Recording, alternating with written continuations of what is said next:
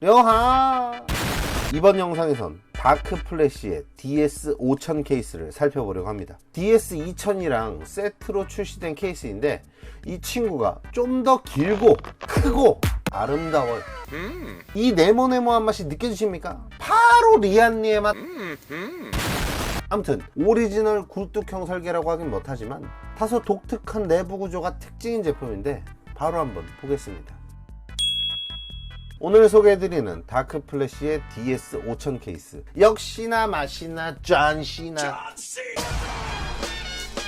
나눔해드릴 예정인데요. 리뷰를 위해 개봉한 블랙 제품 1개와 미개봉 화이트 1개, DS5000 케이스 영상에서 좋은 점, 아쉬운 점 등 각자의 말들을 창의성 있게 적어주시면 려더기가 핸드픽 손수 골라서 댓글을 달아드리도록 하겠습니다. 감사합니다. 굴뚝형 케이스라고 하면 보통 뜨거운 공기가 위로 가는 성질을 이용해 하단에서 공기를 빨아들이고 상부로 배출하는 구조를 얘기하죠. 이번에 소개하는 DS5000이 바로 그런 케이스입니다. 유감스럽게도 굴뚝형이라고 강조하는 것에 비해 내부 구조가 조금은 비효율적인 면이 있는데 일단 천천히 살펴보겠습니다.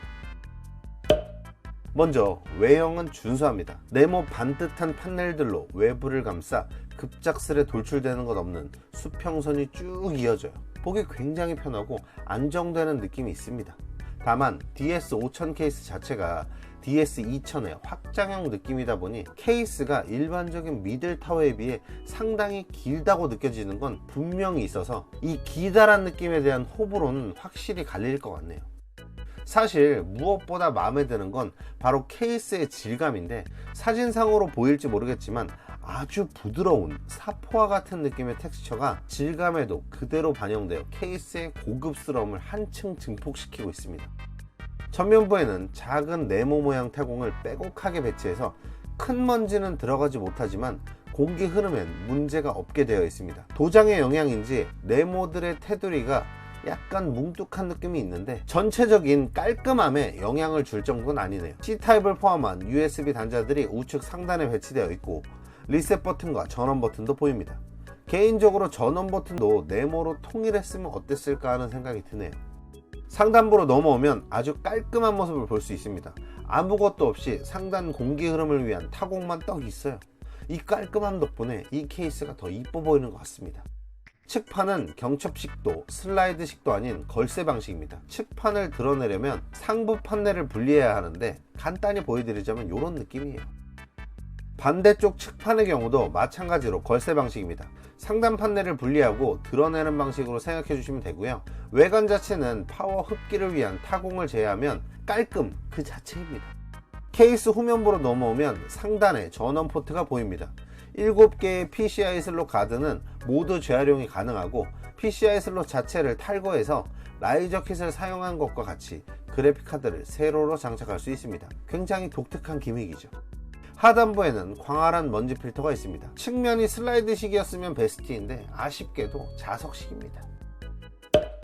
이제 내부를 살펴보겠습니다. 내부 구조가 조금 독특하죠. 파워가 전면부 측면에 장착된 방식으로 측판 타공을 통해 흡기, 케이스 하부로 들어온 공기를 내보내면서 선정리는 위쪽 공간에 하는 방식입니다. 무엇보다도 이해되지 않는 부분이 바로 이 부분인데 굴뚝형 케이스면서 파워 배기를 하단으로 하면 뜨거워봤자 뭐 얼마나 뜨겁겠냐마는 흡기구 바로 옆에 배기구가 위치한 꼴이라 도저히 이해가 되지 않습니다. 외관이 이쁘고 뭐 다 좋은데 이 점은 정말 이해가 안 가요. IO 포트부랑 파워 장착부 위치를 바꿔서 파워도 상단으로 배기되게끔 했으면 어땠을까? 아쉬움이 굉장히 많이 남습니다.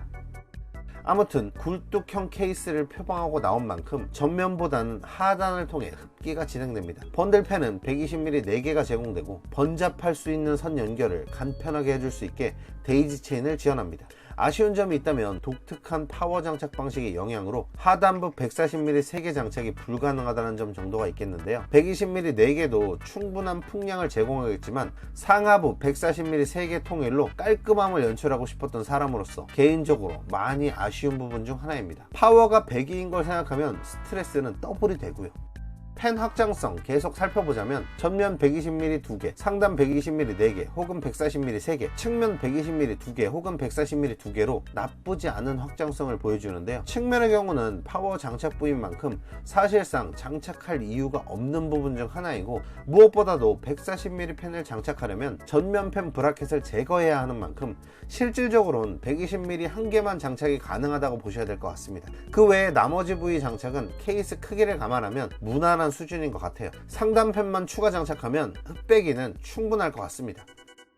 이 케이스의 강점이라고 할 수 있는 부분 중 하나가 라디에이터 확장성인데요. 상단에 최신 대형 수냉 쿨러, 그러니까 140mm 3열 제품들을 장착할 수 있습니다. 당장 떠오르는 건 아틱이랑 커세어 정도가 있는데 대형 쿨러들도 무리 없이 품어줄 수 있고요. 하단에는 360mm 라디를 장착할 수 있는데, 아시겠지만 하단 라디 장착은 펌프 고장으로 이어질 가능성이 높은 만큼 커수하시는 분들을 제외하면 딱히 사용할 일은 없을 것 같습니다. 좌우 너비가 얇은 케이스는 아니다 보니 공랭 CPU 쿨러는 최대 185mm까지 지원합니다. 사실상 다 들어가는 크기라고 보시면 될 것 같아요. 다만 그래픽카드는 충분한데 약간 애매한 구석이 있어요. 기다란 케이스인데도 불구하고 340mm 까지밖에 지원되지 않습니다. 파워베이 때문에 또 제약이 생기는 부분인데, 이 때문에 조텍 4090 에어로 같은 제품들은 라이저 장착이 강제됩니다. 케이스에서 세로 장착을 간편하게 지원하는 것도 이 때문이 아닐까 하는 생각이 스치네요. 라이저 장착 시 길이는 475mm로 제한이 없다고 보시면 됩니다. 후면 선정리 공간과 저장장치 확장성 확인해보고 마무리 짓겠습니다. 먼저 저장장치 확장성은 케이스의 성질을 고려하면 적절한 수준입니다. 따로 하드베이라는 개념이 없는 만큼 메인보드 뒷판에 배치된 3개의 하드 SSD 겸용 브라켓에 저장장치를 고정하게 됩니다. 이 3개가 전부입니다. 끝! 뒷판은 일단 절반 조금 안되게 차지하는 경첩식 커버가 위치하고 있습니다. 고정하고 있는 3개의 나사를 풀면 자석식으로 고정이 되는 여닫이판이 되는데, 이 파워위 여유 공간과 여닫이판의 틈새가 선정리 공간이라고 보시면 됩니다. 일단 파워의 고정은 후면의 자석 고정식 커버를 연 뒤 파워베이 하단의 구조물을 분리해서 진행하게 되고, 높이 자체는 26cm 정도가 확보되어 있는데 IO 포트 선재 때문에 실제 사용 가능한 길이는 20cm 정도로 제한됩니다. 시소닉 GX750 장착 시 이 정도 느낌으로다가 선정리가 가능할 거고요. 20cm짜리 파워인 HX1200의 경우 위쪽 공간이 거의 남지 않아 선정리가 굉장히 어려웠습니다. 파워 선택에 어느 정도 주의가 필요할 것으로 보입니다. 파워 이야기를 제하고 케이스 자체만 보자면 메인보드 쪽 타공엔 고무 패킹 처리도 되어 있고 좋은데, 후면부 쪽은 아무래도 조금 빈약한 감이 있습니다. 물론 상하단에 큼직큼직한 타공이 2개씩 배치되어서 USB 선이나 파워선 등 선이 지나갈 공간이 부족하진 않은데, 굳이 얘기하자면 케이블 타이 홀이 좀 적다는 것 정도? 그리고 저장 장치 개수가 늘어날수록 선정리 난이도가 헬이 될 것 같다 정도겠네요. 자, 요렇게 다크 플래시의 DS5000 케이스를 살펴봤는데요.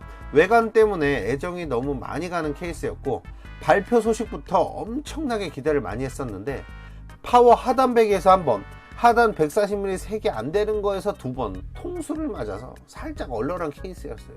물론 하단 펜 120mm 4개 기본 장착에 후면 배기는 140mm고 상단은 420mm 라디에이터까지 지원하는 만큼 쿨링 확장성은 사실 기존 케이스들과 약간 다른 의미로 좋다고 말할 수 있을 것 같습니다. 이러나 저러나 저는 외형에서 이미 너무 뻑이 가버려서 입이 마르도록 칭찬하고 싶은 케이스이긴 합니다. 다크 플래시 앞으로도 기대할게요. 아시겠어요? 이번 영상은 여기까지고요. 다음 영상에서 다시 만나요. 안녕.